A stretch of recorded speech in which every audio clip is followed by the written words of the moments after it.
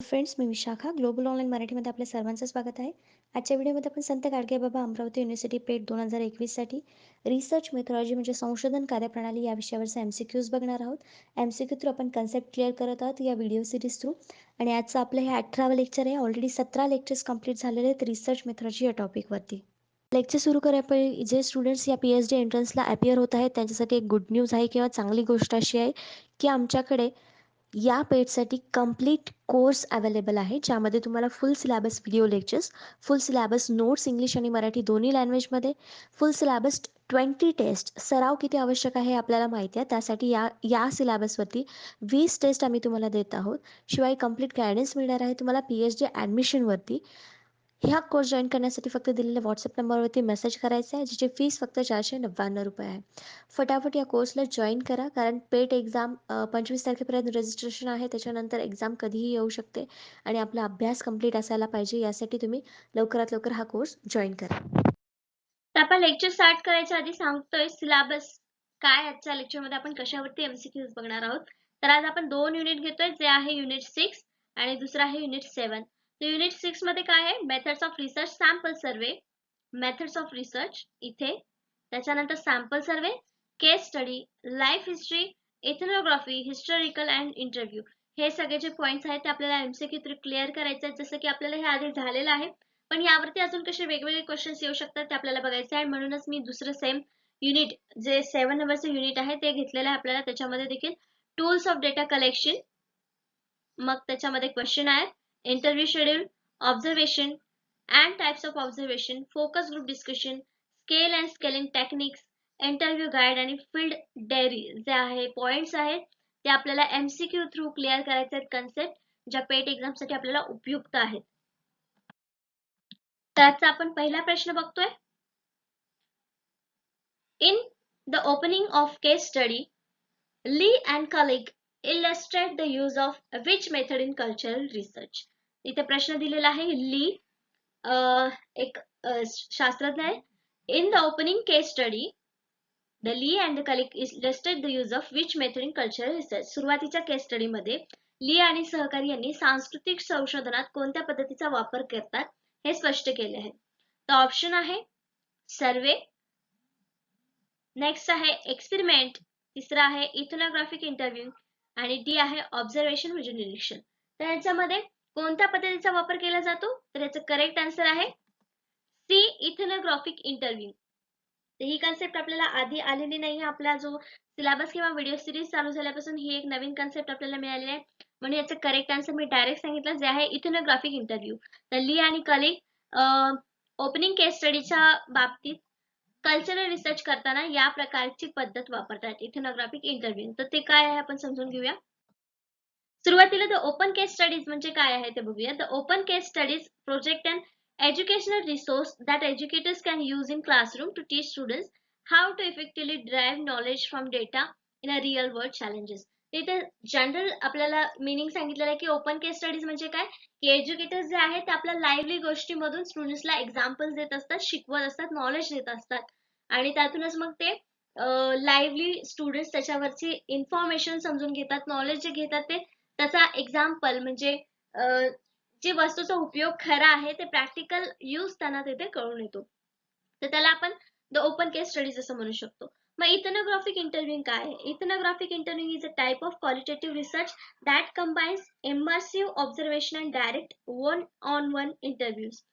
In anthropology, ethnographic research spends years living immersed in the cultures they study in order to understand behavior and social rituals of the entire culture. तर ethnographic interview मध्ये काय असतं, हा qualitative प्रकारचा research असतो आणि त्याच्यामध्ये observation असतं आणि शिवाय डायरेक्ट एका एका पर्सनला एका वेळेस वन ऑन वन दिलेला आहे. म्हणजे एका वेळेला एक इंटरव्ह्यूवर त्याचा इंटरव्ह्यू घेणार. नेक्स्ट नेक्स्ट जेव्हा व्यक्ती येईल तेव्हा नेक्स्ट व्यक्तीला सुद्धा एकदाच घ्यायचा. दोघांना एकत्र घेऊन इंटरव्ह्यू नाही करायचा किंवा एखाद्या ग्रुपला घेऊन देखील तुम्ही इंटरव्ह्यू नाही घेऊ शकत. म्हणून एका वेळेस फक्त एकाचा interview one on one interviews घेतले जातात इथनोग्राफिक इंटरव्ह्यू मध्ये. मग याचा उपयोग म्हणजे काय केला जातो. Ethnographic research spends year living immerse in the cultures they study. म्हणजे जे जे हे रिसर्चर्स जे असतात इथनोग्राफिक रिसर्च करणारे ते इयर स्पेंड करतात, म्हणजे भरपूर 1-2 वर्ष किंवा असे इयर स्पेंड करतात त्या कल्चरमध्ये राहून समजून घेऊन त्याच्यातल्या काही गोष्टी किंवा तिथे राहणाऱ्या व्यक्तींचं बिहेवियर वागणूक किंवा सोशल रिच्युअल्स जे आहेत ते समजून घेतात, त्यांचं पूर्ण कल्चर समजून घेतात आणि त्यावरती मग जे काही कन्क्लुजन निघेल किंवा त्यातून जे नॉलेज आपल्याला मिळणार आहे ते मग आपण कल्चरल रिसर्च म्हणून पब्लिश करतो किंवा लोकांना ते कल्चरल रिसर्च म्हणून पुढे येते माहिती. नेक्स्ट क्वेश्चन बघतो आपण सेकंड नंबरचा. Cross cultural studies are an example of. तर हा एक नवीन कन्सेप्ट आहे, cross cultural studies. Cultural studies किंवा कल्चरल रिसर्च आपण लास्ट क्वेश्चन मध्ये बघितलं, एखाद्या कल्चरचा तिथे राहून अभ्यास करायचा आणि त्यातून जे नॉलेज मिळेल ते आपल्याला सांगायचं आहे. तर क्रॉस कल्चरल काय आहे तर बघायचं आहे. क्रॉस कल्चरल अभ्यास हे एक उदाहरण आहे. कशाचं? ऑप्शन्स आहेत case study, comparative study, experimental study आणि क्रॉस सेक्शनल स्टडी. त्याचं करेक्ट आन्सर जे आहे ते आहे ए, केस स्टडी. का? कारण लास्ट क्वेश्चन मध्ये आपण बघितलं की ओपन केस स्टडीजचा अभ्यास कल्चरल स्टडीज मध्ये करतो, तेव्हा त्याला काय म्हटलं जातं असा प्रश्न होता. म्हणजेच तिथं कसा स्टडी होतो? केस स्टडी वरती अभ्यास होतो कल्चरल स्टडीज मध्ये. मग इथे क्रॉस स्टडी कल्चरल स्टडीज जरी ऑप्शन असेल तरी तिथे आपण केस स्टडीचाच वापर करणार आहे. एखाद्या गोष्टीचा आपण तिथे राहून त्या व्यक्तीचा किंवा त्या पर्टिक्युलर कल्चरचा अभ्यास करतोय, म्हणजे आपण एखाद्या केसचा अभ्यास करतोय, म्हणून इथे आपलं करेक्ट आन्सर काय येणार आहे? ए, केस स्टडीज. कसं? तर हे कशाचं उदाहरण आहे? केस स्टडीचं उदाहरण आहे. लास्ट क्वेश्चन मध्ये देखील बघितलं आणि त्याच्यावरून आपल्याला याचं आन्सर लगेच मिळालं की case study, cross cultural studies is example of case study. What is case study? आता case study काय? A case study is a research approach that is used to generate in-depth, multifaceted understanding of the complex issue its real life context. तर जी व्यक्ती आहे त्याच्या real लाईफची ज्या काही गोष्टी आहेत त्याला डीप मध्ये समजून घेणं किंवा त्याला काय काय बाजू आहेत त्या गोष्टी समजून घेणं, यासाठी आपण एखाद्या व्यक्ती किंवा एखाद्या पर्सनची निवड करतो केस स्टडी म्हणून. ह्याला काय म्हणतो आपण? ही केस आहे. It is an established research design that is used extensively in a wide variety of disciplines, particularly in a social science. तर केस स्टडीचा मेन वापर कुठे केला जातो? तो सोशल सायन्स. का? तर सोशल सायन्स कशाचा अभ्यास करतं? ह्युमन बिहेवियरचा. कशाचा अभ्यास करतं? Human behaviour. मगाशीच बघितलं आपण. मग ह्युमन बिहेवियरचा अभ्यास करताना आपल्याला डायरेक्ट हवेत बोलून चालणार आहे का? नाही. त्या व्यक्तीचं वर्तणूक कसं आहे हे आपल्याला स्वतः चेक करायचं आहे. बोलणं कसं आहे, चालणं कसं आहे, रीती कशा वापरल्या जातात किंवा रीतीमध्ये कसा तो चालतो, हे सगळं आपल्याला ऑब्झर्व करून स्वतः त्याचे आन्सर्स किंवा त्यातून आपल्याला कन्क्लुजन काढायचं असतं.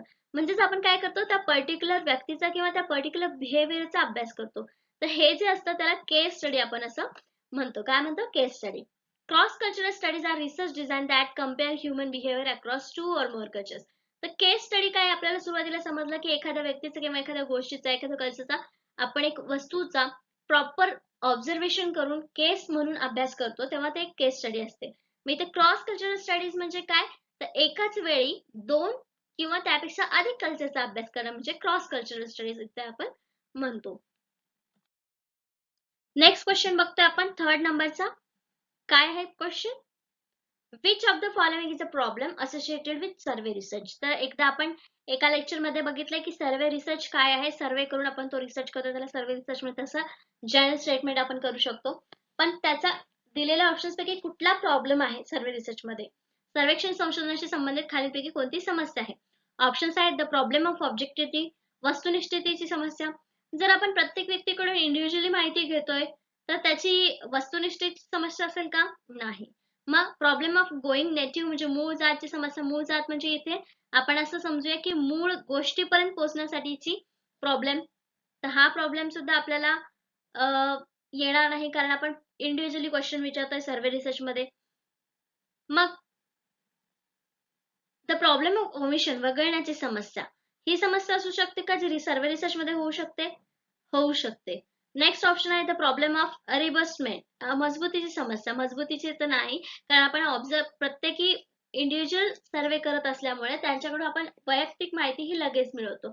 पण यातून एक समस्या सर्वे रिसर्च मध्ये येते ती म्हणजे वगळण्याची. कसं? जर आपण 10 लोकांचा सर्वे करत असो आणि त्यामधून जर एखादी व्यक्ती म्हणजे उत्तर देण्यासाठी राहिली किंवा एखादा क्वेश्चन राहिला तर तिथे तो व्यक्ती किंवा तो जो क्वेश्चनचा आन्सर आहे, आन्सर जे आहे ते तिथून वगळण्याची शक्यता आहे. तो आन्सर तिथे लक्षात घेतला जाणार नाही. 10 पैकी 9 क्वेश्चनचे जर आन्सर दिले तर ह्यातला एक क्वेश्चन जो आहे तो तसा सुटणार आहे. मग इथे कुठली समस्या निर्माण झाली की द प्रॉब्लेम ऑफ इमोशन म्हणजे ओमिशन वगळण्याची समस्या इथे आपल्याला दिसून येते. याचं करेक्ट आन्सर सी आहे, the problem of omission. Problem arise because survey can be used to provide information on the local issue as well. Problem पण येत असतो, पण कधी जेव्हा आपण सर्वे रिसर्च काय करतो, लोकल इश्यू वरती माहिती गोळा करत असतो. The result cannot be generalise beyond the group of people who answer the survey. पण हा सर्वेचा काय प्रॉब्लेम आहे की सर्वे जो आहे एका ठराविक ग्रुपसाठी आहे किंवा एका ठराविक व्यक्तीसाठी आहे. जर आपण असं म्हटलं की पुण्यातल्या या एरियाचा, तर समजा पुणे कॅम्प एरियामध्ये स्टडी करणारे किती लोक आहेत यांचा जर अभ्यास केला आपण, समजा आपण 50% असा जर रिझल्ट घेतला, त्यांचा सर्वे जर आपण 50% लोकांचा घेतला कॅम्प मधल्या लोकांचा, पण तोच रिझल्ट आपल्याला हडपसर मधल्या लोकांचा मिळणार आहे का? नाही. किंवा तो जो निष्कर्ष निघालेला आहे तो येथल्या लोकांसाठी लागू होणार आहे का? नाही. मग तोच सर्वे रिझल्टचा किंवा सर्वे रिसर्चचा प्रॉब्लेम आहे की इथे सेम रिझल्ट आपल्याला दिसू शकणार नाही. हा दुसरा प्रॉब्लेम आहे, पण ओमिशनचा एक वेगळा प्रॉब्लेम आहे. Unfortunately, a major problem in survey research is that respondents are almost always self-selected. आणि याच्यामध्ये पण काय अजून एक प्रॉब्लेम काय आहे की रिस्पॉन्डन्स जे आहे सर्वेमध्ये जे आपण रिस्पॉन्डन्स निवडतो, सॅम्पल्स निवडतो, ते कसे असतात? Self selected. आपण स्वतः ते निवडत असतो.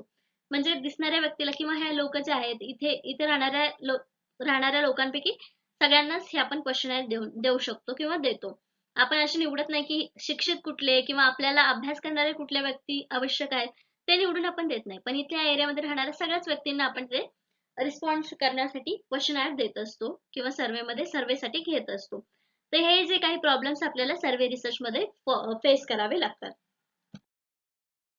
आपण 4th नंबरचा क्वेश्चन बघतोय. Which of this is not a method of data collection. Data कलेक्शनच्या दोन पद्धती आहेत, एक प्रायमरी आणि सेकंडरी. हे दोन्ही माहिती आपल्याला त्याच्यामध्ये मग वेगळे आहे, प्रायमरी मध्ये कुठले, सेकंडरी मध्ये कुठले, हे आपण लास्ट लेक्चर मध्ये किंवा त्याच्या आधीच्या लेक्चर मध्ये बघितलेलं आहे. तर प्रश्न असा आहे यापैकी कोणती डेटा गोळा करण्याची पद्धत नाही. आता याचं करेक्ट आन्सर आपल्याला सहज मिळालं पाहिजे, कारण आपल्याला माहिती आहे कुठला प्रायमरी आणि कुठला सेकंडरी आहे. तर ऑप्शन्स आहेत, क्वेश्चन आहेत, इंटरव्ह्यू, एक्सपेरिमेंट अँड ऑब्झर्वेशन. तर ऑब्विसली हे जे ऑप्शन मध्ये दिलेले कुठल्या प्रकारचे डेटा कलेक्शन मेथड आहेत, तर ते आहेत प्रायमरी. आपण आधी बघितलेलं त्याच्यावरून सांगू शकतो की हे जे सगळे आहेत ते प्रायमरी आहे. पण ऑप्शन्स पैकी एक जो चुकीचा आन्सर आहे तो कुठलाच डेटा कलेक्शनचे मेथड नाहीये, नॉट. क्वेश्चन मध्ये दिलेलं की नॉट. मग याचं करेक्ट आन्सर काय आहे? सी. कारण क्वेश्चन आहेत इंटरव्ह्यू, ऑब्झर्वेशन. स्वतः व्यक्ती तिथे प्रेझेंट असतो आणि स्वतः त्याची माहिती कलेक्ट करत असतो, म्हणजे तो प्रायमरी डेटा कलेक्शन मेथड आहे. पण एक्सपेरिमेंट त्याच्यामध्ये नाहीये, म्हणून इथे करेक्ट आन्सर जे आलेले आहे ते आहे सी, प्रयोग किंवा एक्सपेरिमेंट. तिथे समोर फिगर मध्ये आपल्याला दिसतंय की हे मेथड्स आहेत, हे आहेत प्रायमरी आणि हे आहेत सेकंडरी. कारण इथे दिलेलं आहे त्यांनी primary data collection method, secondary data collection method. Primary मध्ये statistical method, survey, polls, interview, Delphi technique, focus group, हे सगळे प्रायमरी डेटाचे आहेत. आणि सेकंडरी डेटा मध्ये काय financial report, sales report, government report, mission, vision statement आणि दुसरं इंटरनेट. हे का सेकंडरी म्हटले जातात? कारण हे ऑलरेडी कोणीतरी माहिती सर्च करून ठेवलेले आहे, हे आपण यूज करणार आहेत सेकंड टाइम, म्हणून हे सेकंडरी डेटा कलेक्शन मेथड्स आहेत किंवा सोर्स आहेत. आणि हे प्रायमरी आहेत कारण तिथे आपण स्वतः माहिती गोळा करणार फ्रेशपणे, म्हणून ह्याला आपण प्रायमरी डेटा कलेक्शन मेथड असं म्हणतो. नेक्स्ट क्वेश्चन बघतो आपण 5th नंबरचा. Secondary existing data. सेकंडरीला इथे आपल्याला अजून एक या क्वेश्चन मध्ये अजून एक वर्ड कळाला. सेकंडरी डेटाला आपण एक्झिस्टिंग डेटा असं देखील म्हणू शकतो. एक्झिस्टिंग का म्हणतो? सेकंडरी डेटा म्हणजे ऑलरेडी कोणीतरी सर्च करून ठेवलेला डेटा आहे, म्हणून त्याला आपण एक्झिस्टिंग डेटा असं देखील म्हणू शकतो.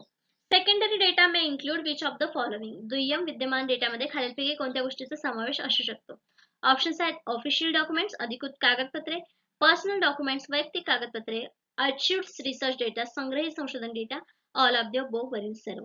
तर आता आपण लास्ट क्वेश्चन मध्ये पण बघितलं की सेकंडरी डेटा म्हणजे काय, जो ऑलरेडी कोणीतरी सर्च करून ठेवलेला आहे आणि ती आपण आपल्या रिसर्च साठी यूज करू शकतो किंवा स्टडीसाठी यूज करू शकतो अशी गोष्ट.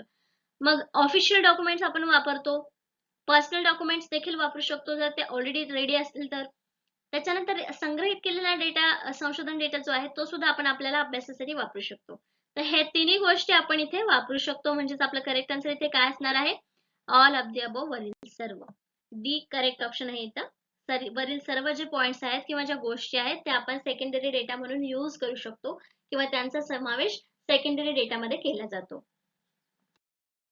Secondary data refers to data that is collected by the someone other than the primary user. तर हे मी परत एकदा घेते म्हणजे तुम्हाला लक्षात राहावं की सेकंडरी डेटा म्हणजे काय. Common source of secondary data for social science includes census information collected by the government departments. जसं की आपण बघितलं गव्हर्नमेंट डॉक्युमेंट्स जे आहेत ते सुद्धा सेकंडरी मध्ये येतं का तर collected by the government department. Organization records and data that was originally collected for other research purpose. म्हणजे हे काहीतरी वेगळा पर्पज होता त्यांचा रिसर्चसाठी पण ही इन्फॉर्मेशन जी आहे ते आपण नेक्स्ट मध्ये रिसर्चर वापरू शकतो म्हणून याला आपण सेकंडरी डेटा असं म्हणतो. तर मेन उद्देश किंवा मेन पॉइंट जो आहे सेकंडरी डेटा तो आहे की ऑलरेडी कोणीतरी सर्च करून ठेवलेला प्रायमरी डेटा याला आपण सेकंडरी डेटा असं म्हणू शकतो. मराठीमध्ये त्याला प्राथमिक डेटा आणि दुय्यम डेटा असं देखील आपण म्हणू शकतो. 6 नंबरचा क्वेश्चन बघतोय.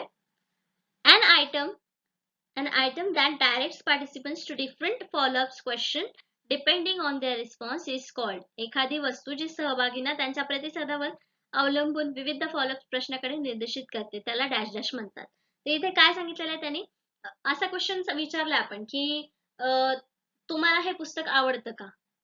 एक प्रश्न झाला त्याने जर उत्तर दिलं हो तर का हा पुढचा प्रश्न आपण त्याच्यावर विचारतो. म्हणजे जे आयटम्स आहेत किंवा क्वेश्चन्स जे आहेत ते फॉलोअप क्वेश्चन डिपेंडिंग असतात त्याच्यावरती काय आन्सर येतं फीडबॅक येतं त्याच्यावरती मग आपण दुसरा क्वेश्चन विचारतो. तर या प्रकारच्या प्रश्नाला काय म्हणतात असं दिलेलं आहे.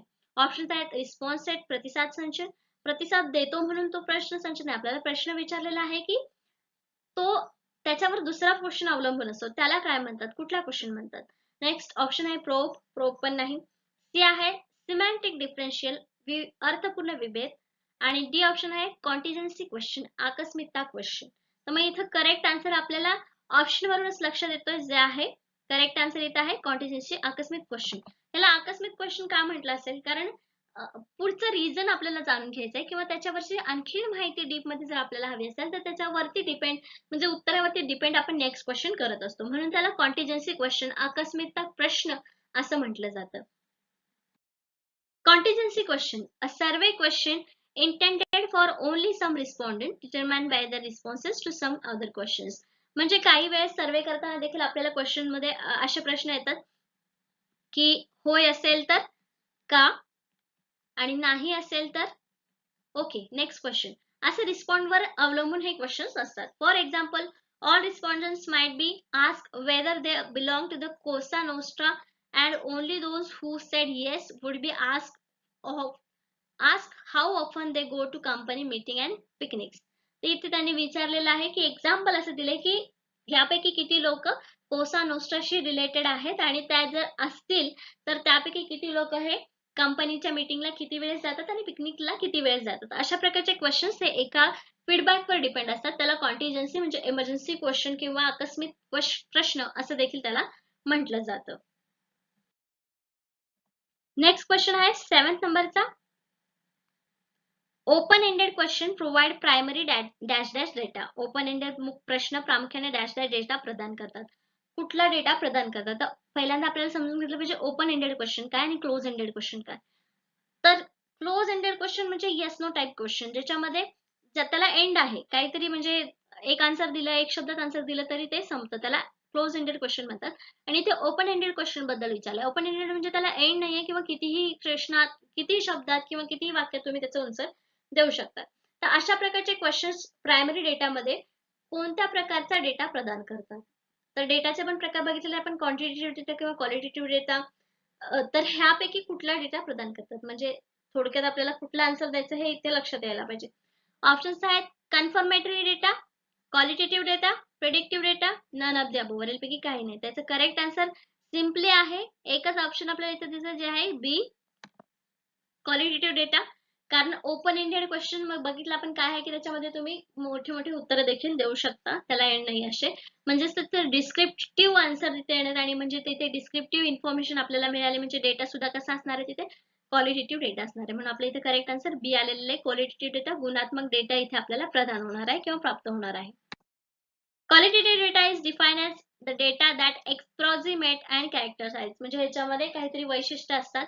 Qualitative data can be observed and recorded. Qualitative data जो आहे हा निरीक्षण करून केला जाऊ शकतो किंवा रेकॉर्ड सुद्धा केला जातो, म्हणजे नोंद घेऊ शकतो. This data type is non numerical in nature. हे आपल्याला माहिती आहे की नॉन न्यूमेरिकल इन नेचर असतो हा क्वालिटेटिव्ह डेटा. म्हणजे जेव्हा आपण क्वेश्चन ओपन एंडेड क्वेश्चन विचारतो तेव्हा क्वालिटेटिव्ह नसणार आहे, डिस्क्रिप्शन असणार आहे त्याच्यामध्ये, म्हणजे तो क्वालिटेटिव्ह डेटा असणार आहे. This type of data is collected through methods of observation. म्हणजे हे या प्रकारचा जे डेटा आहे तो आपण ऑब्झर्वेशन मेथड मधून घेऊ शकतो. म्हणजे एक कळालं आपल्याला की हा डेटा कशातून मिळतो आपल्याला, ऑब्झर्वेशन. नेक्स्ट काय आहे, वन टू वन इंटरव्ह्यूज. तर ह्याच्यातून देखील आपल्याला क्वालिटेटिव्ह डेटा मिळू शकतो. कसा, 1 to 1 इंटरव्ह्यू. नेक्स्ट आहे कंडक्टिंग फोकस ग्रुप्स. म्हणजे फोकस ग्रुप मधून सुद्धा आपल्याला क्वालिटेटिव्ह प्रकारचा डेटा मिळणार आहे. अँड सिमिलर मेथड्स, म्हणजे हे तीन जे आहेत यातून तर आपल्याला क्वालिटेटिव्ह डेटा मिळणारच आहे, पण या प्रकारचे जे सिमिलर मेथड्स आपण वापरतो आपल्या क्वेश्चन आयर वगैरे, पण त्याच्यामध्ये डिस्क्रिप्टिव्ह आन्सर असले पाहिजेत. यासारख्याला आपण काय म्हणू शकतो, क्वालिटेटिव्ह डेटा, किंवा यातून जे इन्फॉर्मेशन मिळतं, नॉलेज मिळतं, त्याला आपण क्वालिटेटिव्ह डेटा असं डिफाईन करतो किंवा बोलतो. नेक्स्ट क्वेश्चन आहे 8 नंबरचा, जो आपण बघतोय. Which of the following is true concerning observation. निरीक्षणाबाबत खालीलपैकी कोणते सत्य आहे. ऑप्शन्स आहेत, it takes less time than self report approaches. Self report दृष्टिकोनापेक्षा कमी वेळ लागतो. It cost less money than self report approaches. Self report दृष्टिकोनापेक्षा कमी खर्च किंवा पैसे कमी खर्च होतात. तर पहिलं ऑप्शन बघितलं तिथे कमी वेळ लागतो, हे चुकीचं आहे. ऑब्झर्वेशन कितीही वेळ चालू शकतं म्हणून इथे हे सुद्धा आन्सर चुकीचं आहे. नेक्स्ट विचारलं की कमी पैसे खर्च होतात. ट्रॅव्हलिंग करून आपण वेगवेगळ्या भागामध्ये जर ऑब्झर्वेशन करणार असेल तर तिथे पैसे कमी लागतील असं होणार नाही, म्हणून हे सुद्धा इथे आपलं आन्सर नाही होणार. आणि हे दोन कॅन्सल झाले म्हणजे ऑल ऑफ द अबोव किंवा वरील सर्व सुद्धा होणार नाही, म्हणजे हे सुद्धा cut. It is often not possible to determine exactly why the people behave as they do. लोक त्यांच्यासारखे का वागतात हे निश्चित करणे अनेकदा शक्य नसते. ही गोष्ट जी आहे त्या ऑब्झर्वेशन बद्दल आपण खरी आहे असं आपण मानू दिलेल्या ऑप्शन्स पैकी. म्हणजे आपलं करेक्ट आन्सर इथे काय असणार आहे, C. It is often not possible to determine exactly why the people behave as they do. हे ऑब्झर्व करणं किंवा हे जे सत्य आहे निरीक्षणाबाबतचं आहे, आणि बाकीच्या ज्या गोष्टी आहेत ते तिथे लागू होत नाही निरीक्षणासाठी, म्हणून आपलं करेक्ट आन्सर इथे सी आलेलं आहे. Observation is a active acquisition of information from primary source. तर ऑब्झर्वेशन आपण बघितलं की प्रायमरी सोर्स आहे डेटा ऑफ कलेक्शनचा. In science observation can also involve the perception and recording of data by the use of scientific instrument. Scientific science मध्ये observation हे include केलं जातं रेकॉर्डिंग डेटासाठी scientific instrument through. The term may also refers to any data collected during the scientific activity. तर data collected हे scientific activity through देखील केलं जातं, पण हे ऑब्झर्वेशन जे आहे ते प्रायमरी सोर्स आहे आणि त्या एक महत्वाचा डेटा कलेक्शनचा टूल आहे असं आपण इथे म्हणू शकतो. नेक्स्ट क्वेश्चन बघतोय आपण 9th नंबरचा. Which one of the following is not a major method of data collection. खालीलपैकी कोणती माहिती संकलनाची प्रमुख पद्धत नाही हे आपल्याला सांगायचं आहे. ऑप्शन्स दिलेले आहेत, क्वेश्चन आयर आहे डेटा कलेक्शनची मेथड. इंटरव्ह्यू, मुलाखत देखील एक मेथड आहे डेटा कलेक्शनची. सेकंडरी डेटा हा देखील एक पद्धत आहे म्हणू शकतो आपण, त्याच्यामधून घेत असतो माहिती, म्हणजे ही पण आहे. डी आहे फोकस ग्रुप. मगाशी बघितलं आपण एका क्वेश्चनच्या एक्सप्लेनेशन मध्ये की फोकस ग्रुप हा देखील एक प्रायमरी डेटा सोर्स आहे. मग हे चारही जर आपल्याला प्रमुख पद्धती आहेत तर यापैकी कोणता एक मेजर सोर्स नाही असं म्हटलं जात आहे, पण हे सगळेच आहेत. मग खाली एक ई ऑप्शन दिलेलं आहे आपल्याला, जे आहे all of the above are methods of data collection. वरील सर्व डेटा संकलनाच्या पद्धती आहेत. मग इथे नॉट देण्याचं रिझन काय आहे, आपल्याला कन्फ्युज करणार. नॉट दिलेलं आहे म्हणजे नॉटच यायला पाहिजे असं नाहीये, किंवा नसलेली पद्धतच त्याचं करेक्ट आन्सर असं नाहीये. एक ऑप्शन आपल्याला असं दिलेलं आहे जे या क्वेश्चनला मारतंय किंवा क्वेश्चनला दाबतंय. ते कुठला आन्सर आहे, इथे आहे E all of the above. All methods are data collection methods. वरील सर्व डेटा संकलनाच्या पद्धती आहेत ही ते आपल्याला सांगितलेलं आहे, म्हणजे यातलं करेक्ट आन्सर आपलं ई आलेलं आहे. In most cases, data collection is a primary and most important step for research. And irrespective of the field of research. The most critical objective of data collection is ensuring that information rich and reliable data is collected for statistical analysis, so data driven decisions can be made for research. तर काय आहे इथे आपल्याला importance सांगितलेलं आहे की data कलेक्शनचं काय महत्व आहे. प्रायमरी सोर्स थ्रू आपण डेटा कलेक्शन करत असतो आपल्या रिसर्चसाठी. आणि हे कशासाठी करतो, तर त्याच्यातून आपल्याला काही डिसिजन्स घ्यायचे असतात. चांगला रिलायबल डेटा, विश्वसनीय माहिती आपल्याला मिळायला पाहिजे. म्हणून या डेटा टूल्सचा वापर करून, कलेक्शन टूल्सचा वापर करून आपण डेटा कलेक्शन करत असतो. नेक्स्ट क्वेश्चन बघतो आपण 10th नंबरचा.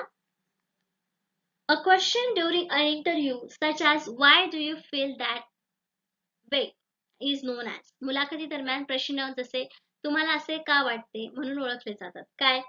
तर ऑप्शन्स आहेत probe, filter questions, response, pilot. त्याचे करेक्ट आन्सर जे आहे ते आहे ए प्रोब. प्रोब प्रकारचे क्वेश्चन अशाला म्हटले जातात. आता हे काय आहे, कन्सेप्ट काय आहे, प्रोब क्वेश्चन म्हणजे काय हे आपल्याला समजून घ्यायचं आहे. तर आता आपण बघतोय की प्रोबिंग क्वेश्चन म्हणजे काय. Probing question are design to encourage the deep thought. इथेच आपल्याला समजलं की प्रोबिंग क्वेश्चन म्हणजे काय, की एखाद्या क्वेश्चनला किंवा एखाद्या इंटरव्ह्यूला तर त्याचा विचार जो आहे त्याच्यावरचा डीप थॉट काय आहे त्याच्यासाठी, म्हणजे त्या क्वेश्चनचा आन्सर देण्यासाठी, एन्करेज करण्यासाठी हे प्रोबिंग क्वेश्चन्स विचारले जातात during interview. About a specific topic, probing questions ask for more detail on particular matter. तेच म्हटलं की आपण एखादा जेव्हा क्वेश्चन विचारतो की उदाहरणार्थ असं आपण समजलं की या पार्टीविषयी, या पॉलिटिकल पार्टीविषयी तुम्हाला असे वाटते का? हो म्हटल्यानंतर असे का वाटते? हा नेक्स्ट क्वेश्चन आहे, कारण आपल्याला त्याचे पूर्ण विचारसरणी जाणून घ्यायची. आपल्याला त्याचा पुढचा थॉट काय आहे त्यासाठी, तो समजण्यासाठी आपण त्यांना एन्करेज करतोय प्रोबिंग क्वेश्चन विचारून. तर अशा प्रकारला आपण काय म्हणतो, प्रोबिंग क्वेश्चन. तर अशा प्रकारचे आपले 10 क्वेश्चन्स, 10 कन्सेप्ट आजच्या युनिट वरच्या इथे संपलेले आहेत. नेक्स्ट लेक्चर मध्ये आपण याच टॉपिक वरचे, याच विषयाचे एमसीक्यूज आपण घेणार आहोत आणि त्यातल्या 10 पुढच्या कन्सेप्ट काय आहेत ते समजून घेणार आहोत. जे टॉपिक राहिलेले आहेत ते आपल्याला नेक्स्ट लेक्चर मध्ये कव्हर करायचे आहेत या 2 युनिट वरचे. आजच्या सेशनसाठी धन्यवाद.